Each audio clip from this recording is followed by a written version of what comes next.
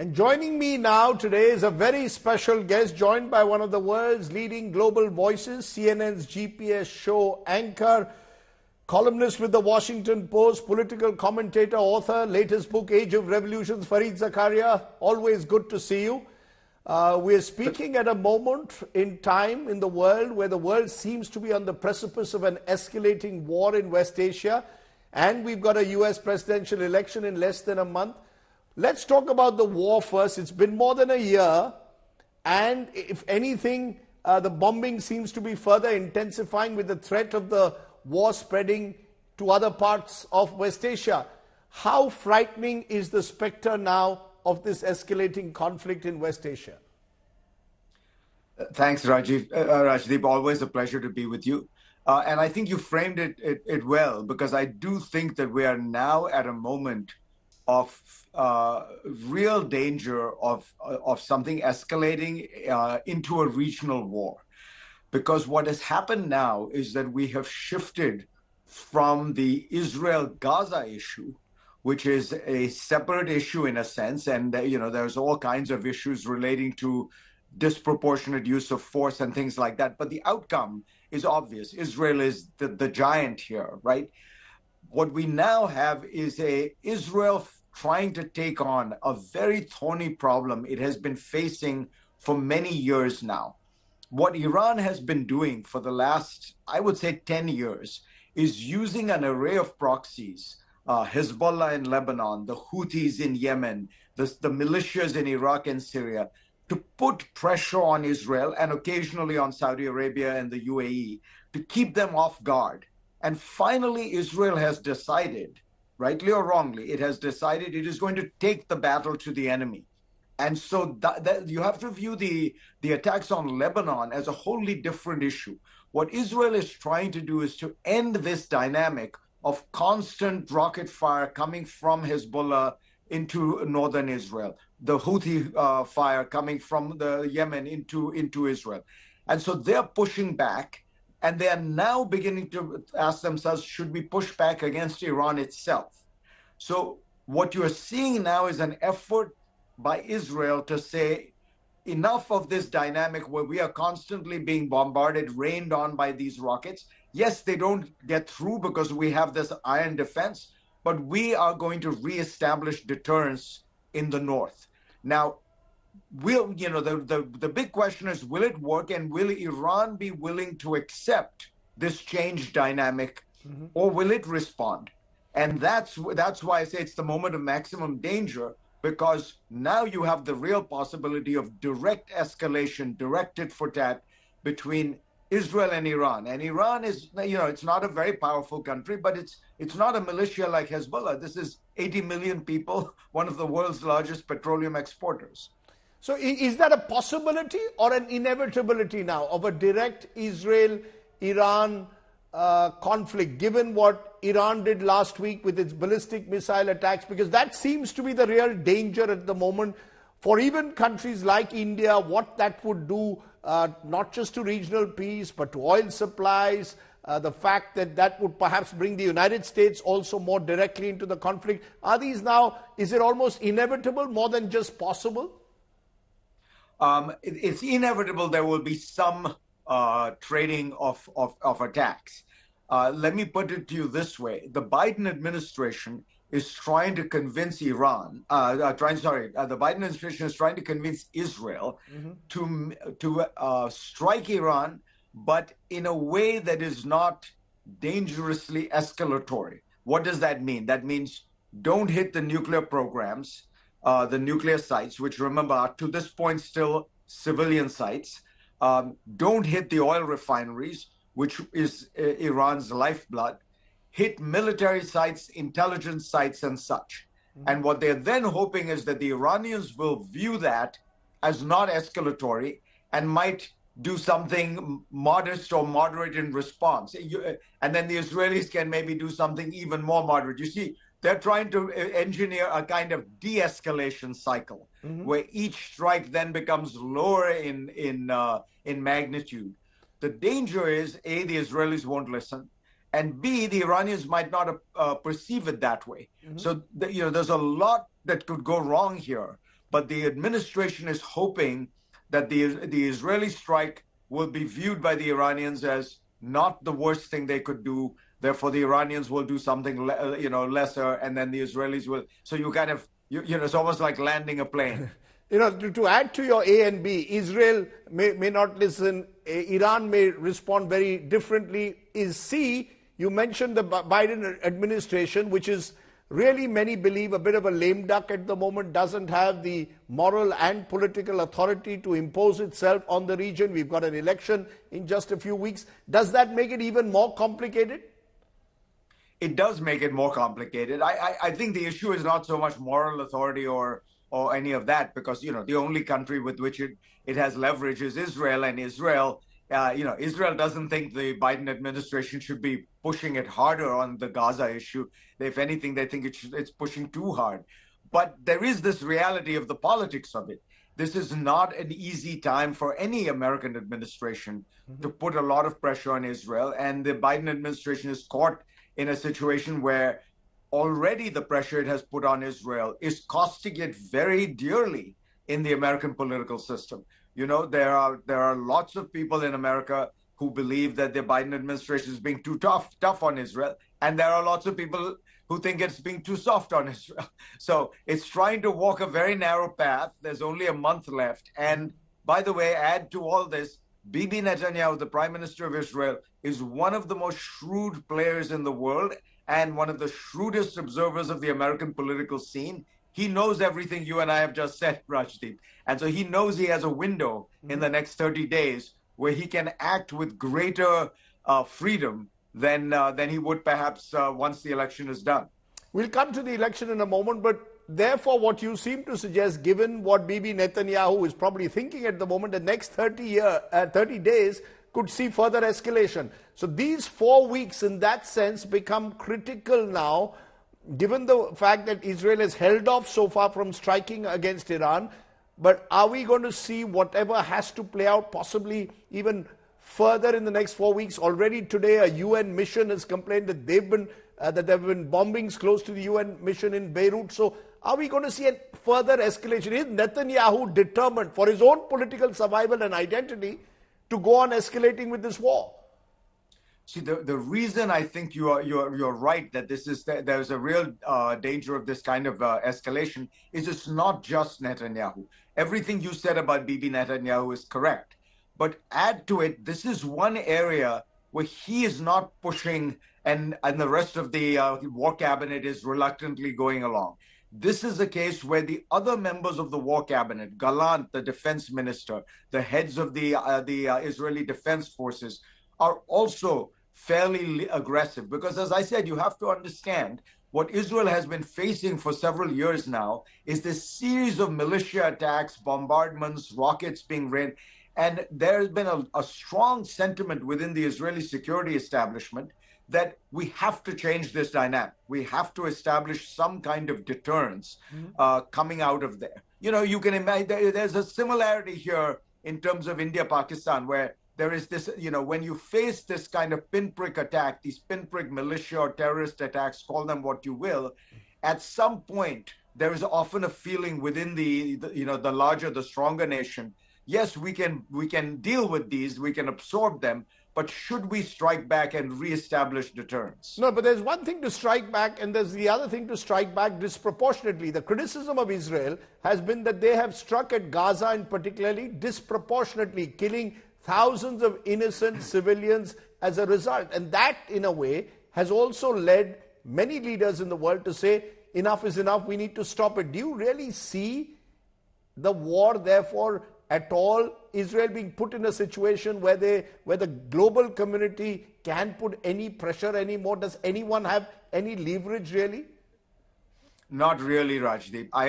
As you know, I agree with you. I think Israel has used disproportionate force. It's also used it unintelligently. It's radicalized the entire population in Gaza. It appears to be doing the same thing in southern Lebanon. And in both places, what it's going to find is when you bomb so much and you destroy so much civilian infrastructure, you also create ungovernable spaces. You create these kind of badlands where then you have to occupy.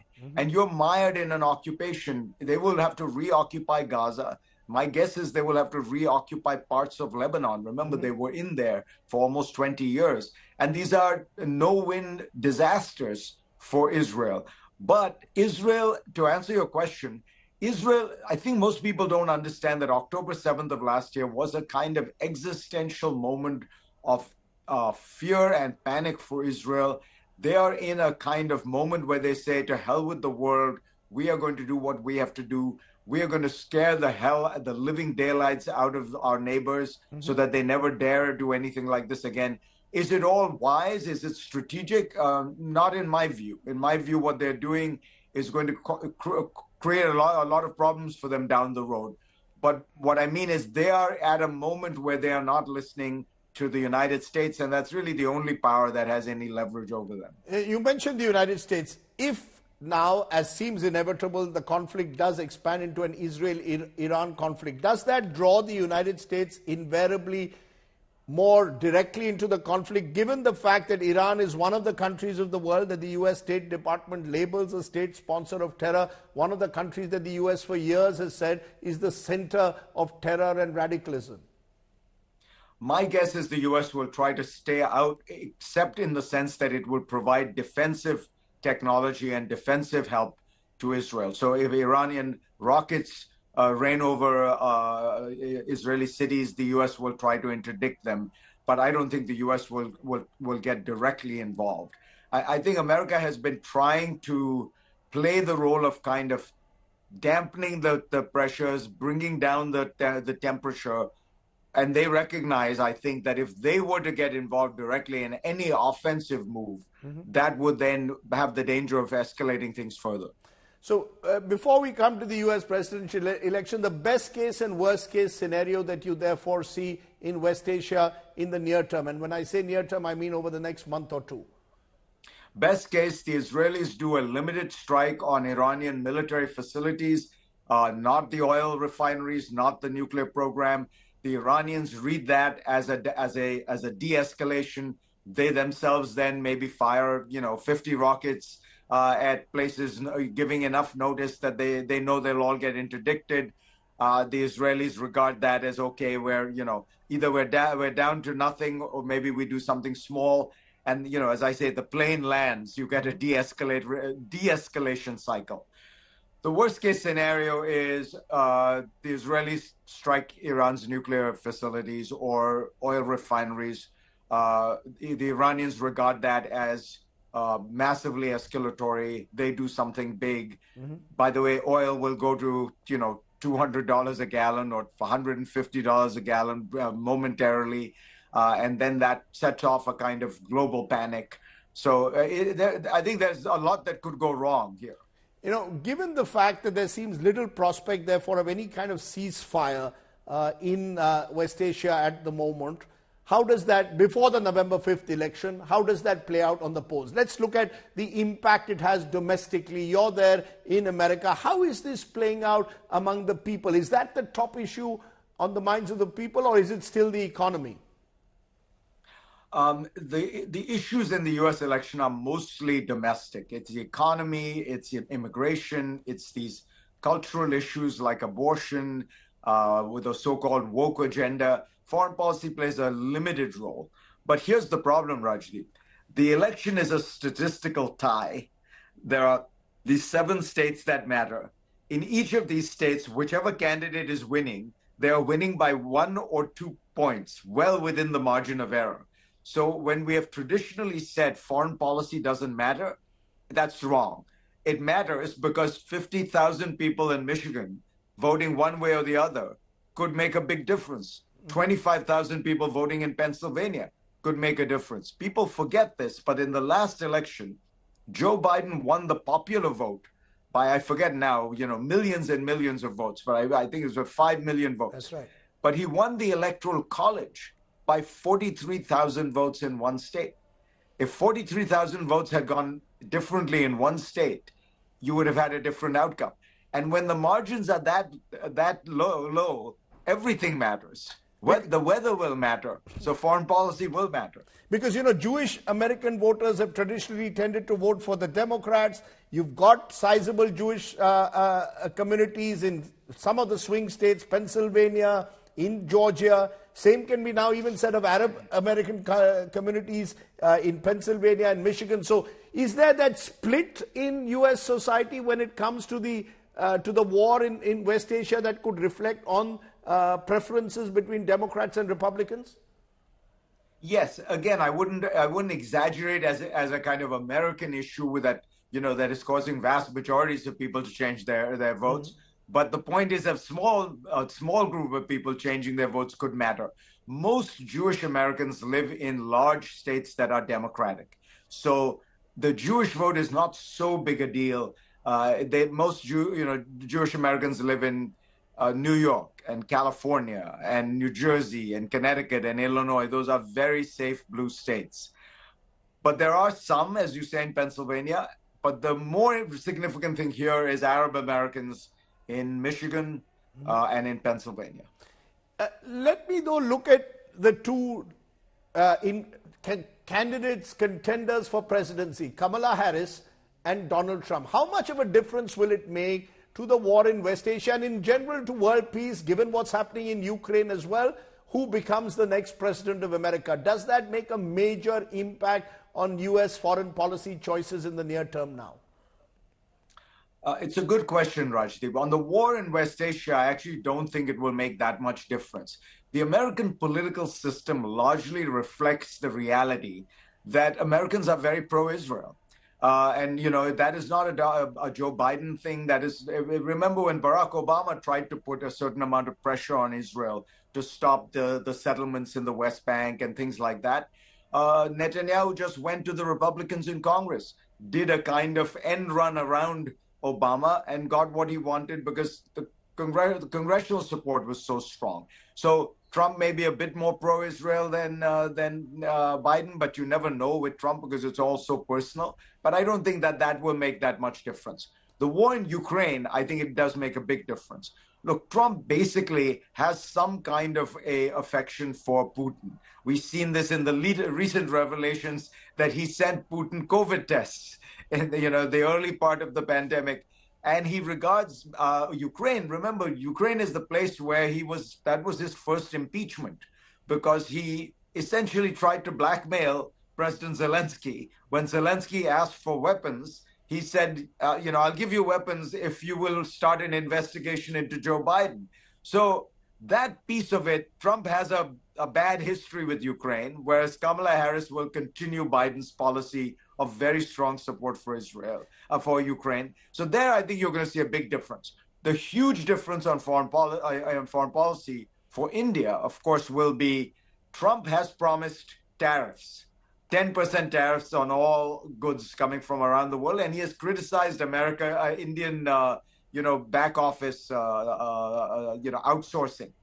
That is a much, much larger impact on the economy than anything. Every other issue will pale in insignificance if Trump actually does what he says, what he repeatedly promises he intends to do, which is to put tariffs. Interestingly, you almost seem to suggest that a Harris administration, therefore, might be more favorable to the Indian government than a Trump administration.